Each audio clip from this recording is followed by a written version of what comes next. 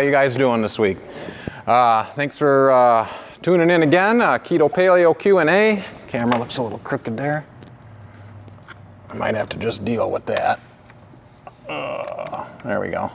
There, perfect.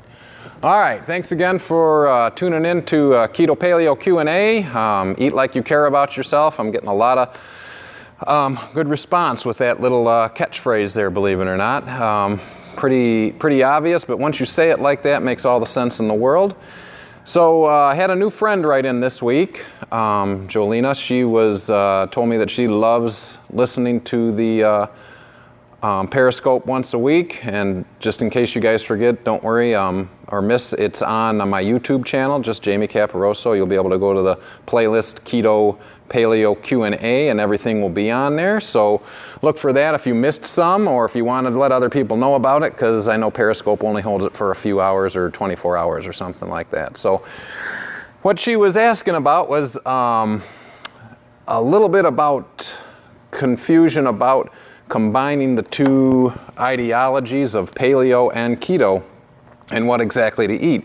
When she's reading on the paleo stuff, she is noticing that there's a lot of blurred lines there, that there's a lot of branches of the paleo world coming about.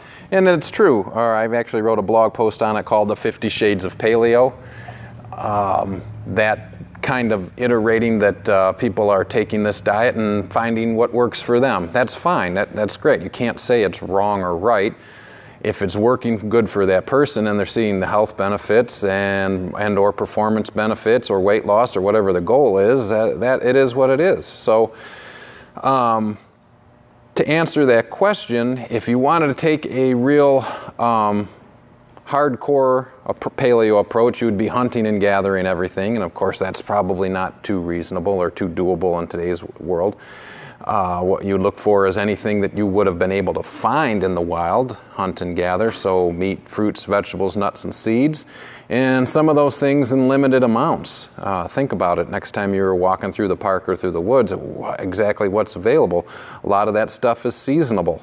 A lot of that stuff may have been around, but not as bioavailable until you could cook it.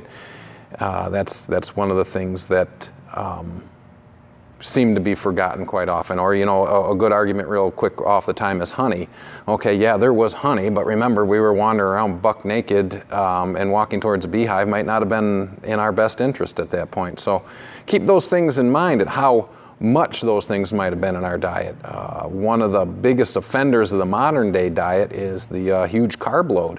So keeping up on foods that may be causing a huge carb load may be things that you'd want to avoid. Now, going back to branches of the ketogenic world, there's a couple branches sprouting out there. Some folks consider total carbohydrate. Some folks consider total carbohydrate minus fiber. Some folks even minus total carbohydrate minus fiber and sugar alcohol. And I kind of fall into the total carbohydrate minus fiber, unless I'm really familiar with that sugar alcohol being the big offender, not being very digestible. Erythritol is a really good one that doesn't digest very well. So if I see that on there, I'll take that away from the total carb count as well. So if you're new to all this, yeah, I can see where the branches of the different ideologies are coming to. And I, like I said, I combine the two together, so I'm a little more restrictive. I try to use a paleo hunter-gatherer grocery list combined with a macronutrient ratio, that of a ketogenic diet, and I'm very successful with that. But most of my goals are performance. So, taking a step back and looking at that, so I'm in a ketogenic state, so I have a better VO2 max, less oxidative stress on my body, less inflammation because I have overall less things going on there from a glucose standpoint.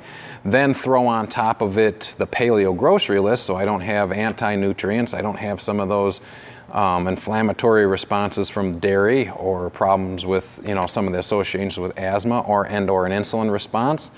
None of the alkaloids or pectins or anything like that. So combining the two for me, I've really noticed a difference in performance. If some people don't feel they need to take it that far, or maybe they haven't taken it that far long enough to notice that difference. I really noticed a huge difference once I hit the 6-month mark. That's a long time for some people.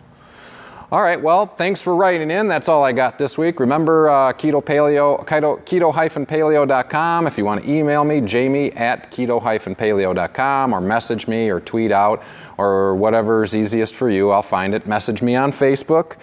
Most importantly, eat like you guys care about yourselves. At the end of the day, what works for you is probably going to be best and what you can stick with. All right, thanks for tuning in again this week, guys.